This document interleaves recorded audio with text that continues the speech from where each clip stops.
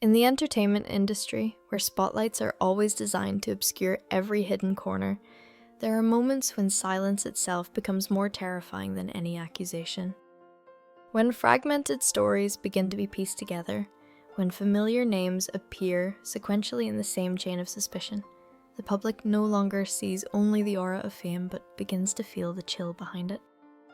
This is the moment when the stable, standardized image of an entertainment icon is placed alongside hypotheses of control, surveillance, and invisible forces operating out of sight. Rumors revolving around a death list, accounts said to come from the afterlife, or minute changes on the face of a famous artist might, in themselves, be merely disconnected pieces of information. However, when placed within the same context, they create a pervasive sense of unease. The public is not only curious about the fate of an individual, but also anxious about the potential existence of a sophisticated control mechanism where fame is both a privilege and a burden. What makes these stories exceptional does not lie in the degree of authenticity of each detail, but in the way they are received and interpreted. In an information environment where trust in mainstream channels has been eroded, any voice coming from outside the system easily commands more attention. Geographical distance, power disparities, and the sensation of being uncontrolled give these accounts psychological weight, even if they cannot be verified using traditional journalistic methods. At the center of attention, the image of a famous actor born in 1982 is gradually being scrutinized under a different light. Recent photographs and public appearances, previously viewed only as part of a work schedule, are now being read as signals. Fatigue might be the result of prolonged professional pressure, but it could also be interpreted as a sign of something deeper. In the absence of official information, the boundary between observation and speculation becomes fragile. This video does not aim to offer a definitive conclusion on right or wrong, nor does it seek to confirm the existence of any conspiracy.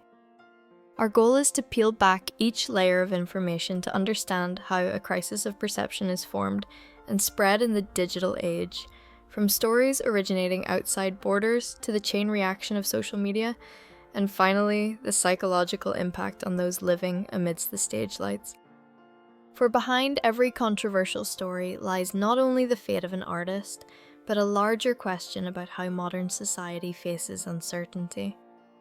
When information is insufficient to reassure, when prolonged silence becomes a catalyst for collective imagination, what will guide our perception? Caution or amplified fear? The stories causing a stir recently did not appear in an information vacuum. They formed and spread in a specific context where the relationship between the public and mainstream media has experienced years of tension. When important information regarding the personal lives, health, or incidents of celebrities is often handled with silence or brief communiques, public trust is gradually eroded. It is precisely within this void that alternative explanations begin to arise. The fact that an American psychic released information related to Chen Deling drew attention not only because of the content of the claim, but also because of the location of the messenger. A voice coming from outside China, outside the familiar media system, carries a sense of being uncontrolled. For many, this factor is as important as the information itself. It creates the impression of an independent source, even if the degree of authenticity remains unverifiable by traditional journalistic standards. From the perspective of media psychology, this reflects a deep-seated need, the need to hear explanations that are not filtered through familiar layers of control. When the public feels excluded from the process of understanding, they tend to turn to alternative channels, including those of a spiritual or non-traditional nature. These channels are not necessarily trusted completely, but they provide a sense that something is being said rather than being hidden in silence. In the same flow, the name Menglong is recalled in a symbolic role. The dissemination of soul messages is not merely a story of belief. They are received as the voices of those who no longer have the capacity to speak in the material world. Although unverifiable, these accounts touch upon a universal fear, the fear that power can operate without the consent or knowledge of the affected individuals. The public motive of those conveying this information is often described as warning and protection. According to their presentation, revealing what are alleged to be messages from the deceased is not intended to cause panic, but to draw attention before similar tragedies can continue. This argument easily gains sympathy, especially in a context where collective memory still holds stories of disappearances, detentions, or prolonged silences without satisfactory explanations. However, beneath this layer of public motive lie more complex psychological factors. One of these is the need to find order in chaos. When tragic events occur without an official explanation, humans often find it difficult to accept randomness. Connecting individual stories into a chain of cause and effect provides a sense that the world still has a structure, even if that structure is grim.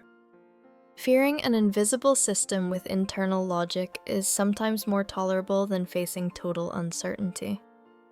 It is precisely in this process of connection that the image of Huge begins to be placed in a special position. Unlike Chen Duling or Yu Menglong, who appear only through narration, Huge is a character present before the public. He appears on stage, at promotional events, and before camera lenses. This presence makes every minor change easy to observe and interpret. A tired gaze, a posture lacking energy, or a brief answer can all be read as signals of invisible pressure. Here, a clear distinction must be made between events and interpretations. Events are what can be observed: a dense work schedule, high promotional intensity, and fatigue accumulated over time. Interpretation is how the public assigns meaning to those observations. When an artist has been placed within the narrative frame of surveillance and control, every normal expression is at risk of being redefined in a negative direction. This is a familiar mechanism in media crises, where a personal image is swept into discourses larger than the individuals themselves. Another factor strengthening these hypotheses is silence. In many cases, the silence of an artist or a management company is seen as a safety strategy aimed at avoiding further complicating the situation. However, in a context where suspicion already exists, that silence is no longer neutral. It becomes a void, and this void is quickly filled by speculation. The public does not only ask why there is no explanation, but also constructs alternative explanations that fit their existing anxieties. From a broader perspective, the root of this story lies not only in specific individuals, but in the psychological state of society in the digital era. When information moves faster than the ability to verify it, and when emotions are amplified by algorithms, stories of a cautionary and secretive nature often have a dissemination advantage. This does not necessarily reflect the malicious intent of the participants, but rather how the modern information system rewards attention-seeking and strong emotion. Therefore, the important question at this stage is not whether those claims are true, but why they possess such great magnetism. Is the public seeking the truth or seeking a sense of security in an increasingly unpredictable world? When alternative stories emerge to fill the information gap, they simultaneously reflect the fears and deep-seated needs of those who receive them. When the initial stories move beyond the scope of small, sporadic live broadcasts, they quickly enter an entirely different phase. This is the stage where social media communication begins to operate according to its own logic, where the speed of transmission is no less important than the content, and where every individual can become a link in the chain of information amplification. In a short period, clips, translations, and comments appear densely across multiple platforms, creating a sense that something larger is unfolding, even if no one can yet define its clear boundaries or shape. The most noticeable immediate impact is the sudden surge in public discussion. Related names continuously appear in trending topics, not only within fan communities, but also in broader discussion spaces. What is noteworthy is not the number of people who believe or disbelieve, but the fact that both groups participate actively in the same flow of information. The simultaneous presence of belief and skepticism creates a state of tension where every new detail has the potential to strengthen or challenge previously formed hypotheses. For the believing group, details repeated from various sources are viewed as evidence of a systematic pattern. Coincidences regarding names, timing, and context are no longer perceived as random, but as pieces of a larger picture. Meanwhile, the skeptical group focuses on the methods of information transmission, emphasizing that the lack of independent confirmation requires all conclusions to be held in a state of hypothesis. These two streams of opinion are not entirely separate. They continuously clash, rebut, and sometimes overlap with one another. It is within this space of debate that the image of Hugi suffers the most direct and visible impact. The daily activities of a promotional campaign, which were previously viewed only as part of the job, are now scrutinized under a different light. Close-up photos and videos capturing behind-the-scenes moments are analyzed in detail. Exhaustion on the face can be explained by a non-stop travel schedule and professional pressure, but it can also be interpreted as a sign of prolonged psychological stress. In a context of information lack of transparency, every interpretation has space to exist. A crucial factor in this phase is the reaction, or lack thereof, from the management company. In many cases, remaining silent is viewed as a safety strategy aimed at preventing the situation from becoming more complex. However, when the story has been placed in a frame of suspicion, that silence is no longer neutral. It becomes an ambiguous signal, opening up various understandings. For one segment of the public, it's a sign of cautious protection. For another, it's interpreted as an expression of external pressure. Social media communication also contributes to blurring the boundary between individual observation and collective conclusion. Comments stemming from subjective feelings are quickly cited, shared, and repeated, creating the impression that this is a prevalent finding. A person remarking that an artist looks strange can quickly be spread thousands of times, transforming an individual feeling into a shared emotional phenomenon. This effect makes collective emotion more visible than reality, while simultaneously increasing pressure on the person placed at the center of attention. At a broader level, this peak media phase shows how a personal story can be swept into larger discourses of power and control. Allegations involving different organizations, corporations, or geographical regions are pieced together, forming a complex network of hypotheses. For many, placing fragmented events into a large structure provides a sense of understanding and control, even if that structure still lacks independently verifiable evidence. In this media vortex, what is easily forgotten is the psychological state of the individuals placed at the center of the story. Pressure comes not only from work or public opinion, but also from being continuously observed and interpreted. Every public appearance is no longer merely a professional event, but becomes a test for a series of hypotheses that were formed previously.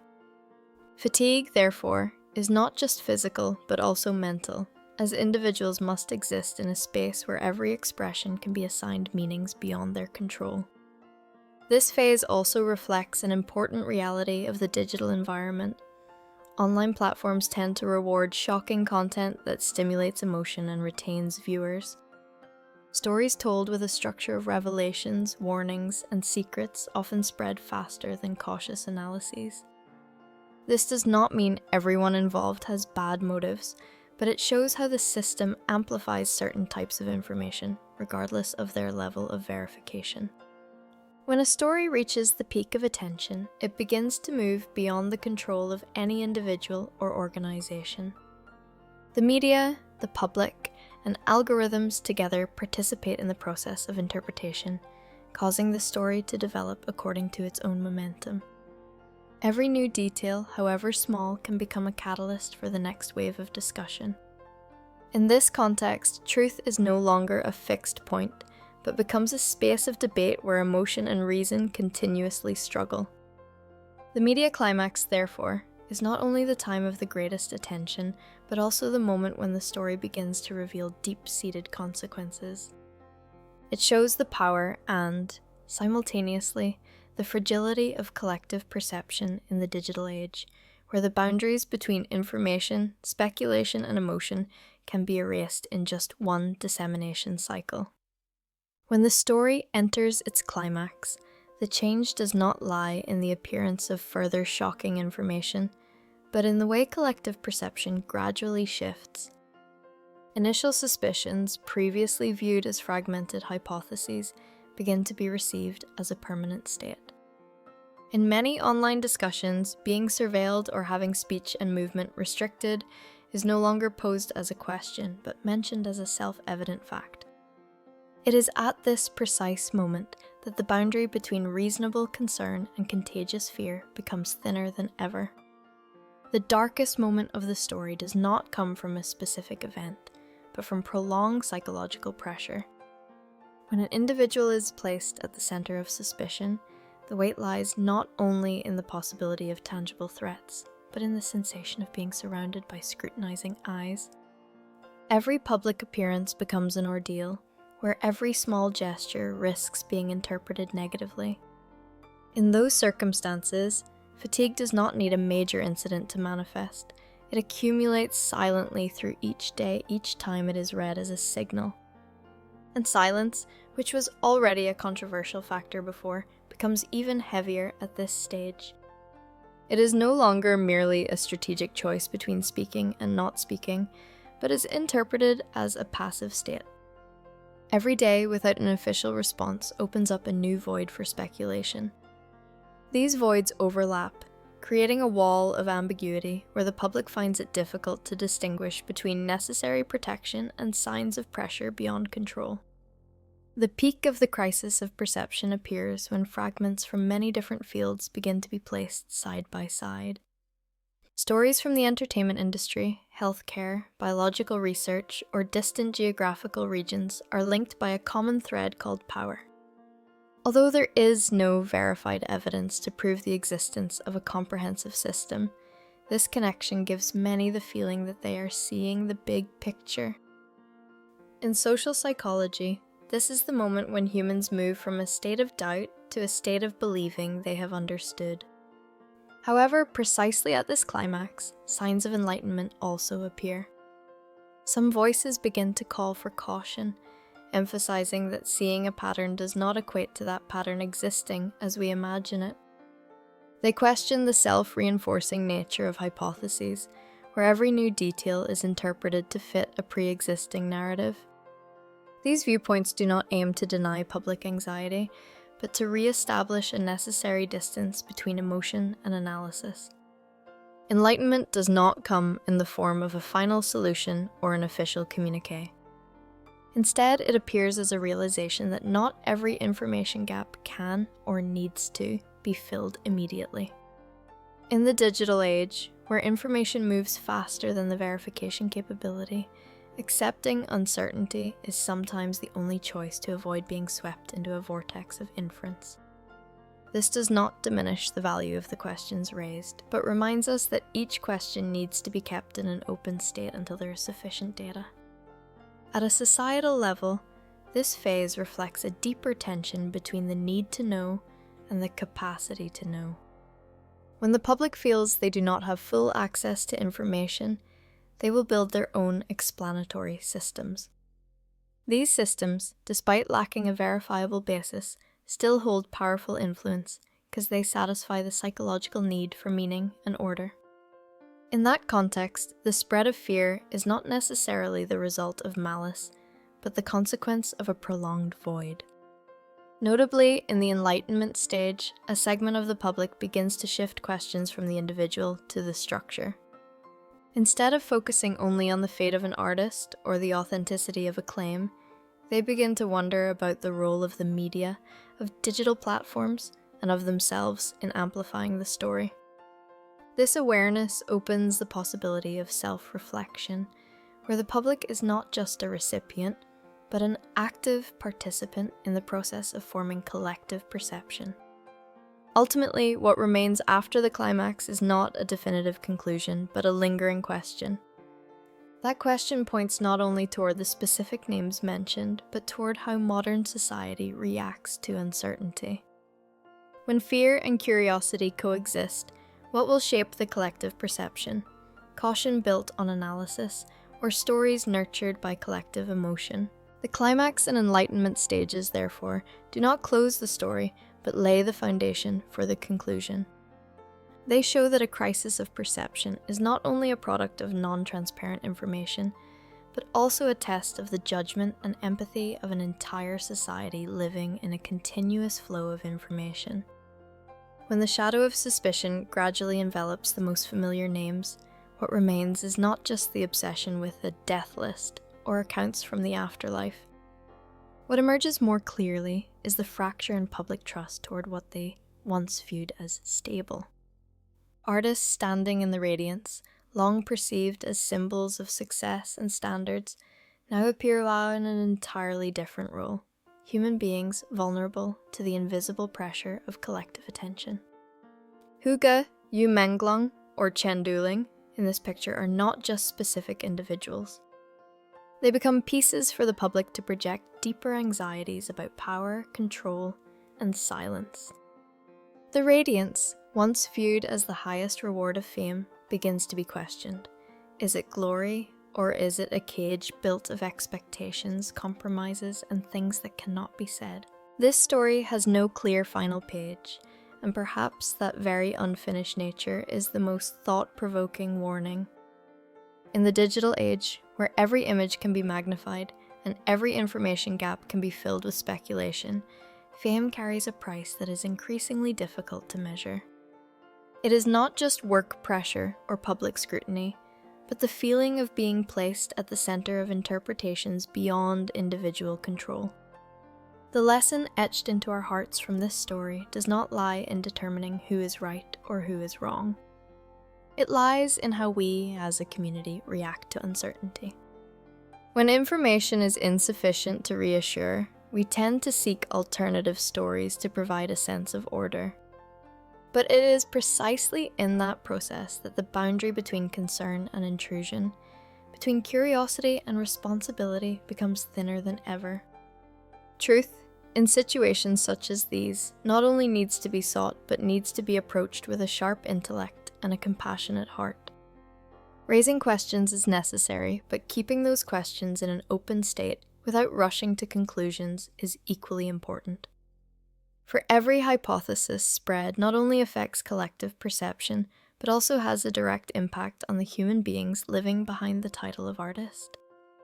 When the stage lights go out and the crowd's attention moves to another story, what will remain to protect the individuals who were swept into the vortex of doubt? Perhaps the answer lies not in any press release or denial, but in how society chooses to listen, react, and restrain itself starting from this very moment. This story, ultimately, is a reminder. Fame can amplify everything, from success to fear. And in a world where silence sometimes resonates louder than words, the responsibility of each person is not only to follow, but to maintain sobriety and humanity, so as not to be swept away by waves of collective insecurity.